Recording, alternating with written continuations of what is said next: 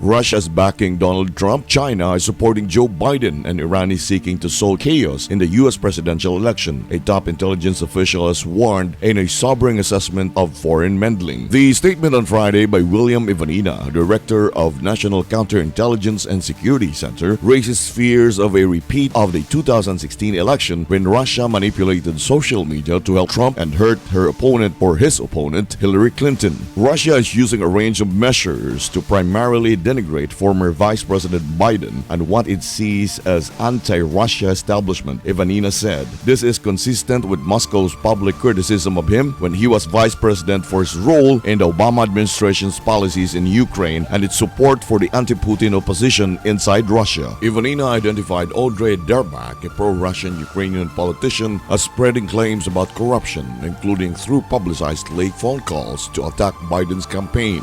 The Washington Post reported that Derbak has met repeatedly with Trump's personal lawyer, Rudy Giuliani, who has pushed conspiracy theories about the former vice president. Ivanina also warned that some Kremlin-linked actors were spreading false claims about corruption to undermine Biden, while others were trying to boost President Trump's candidacy via social media and Russian television. Ivanina, the top intelligence official monitoring threats to the election, is a Trump appointee. His statement lists China before Russia but presents less specific evidence of direct intelligence by Beijing. We assess that China prefers that President Trump, whom Beijing sees as unpredictable, does not win re-election, Ivanina said. China has been expanding its influence efforts ahead of November 2020 to shape the policy environment in the United States, pressure political figures it views as opposed to China's interest, and deflect and counter criticism of China. He added Beijing recognizes that all of these efforts might affect the presidential race. Ivanina highlighted China's criticism of Trump's handling of the coronavirus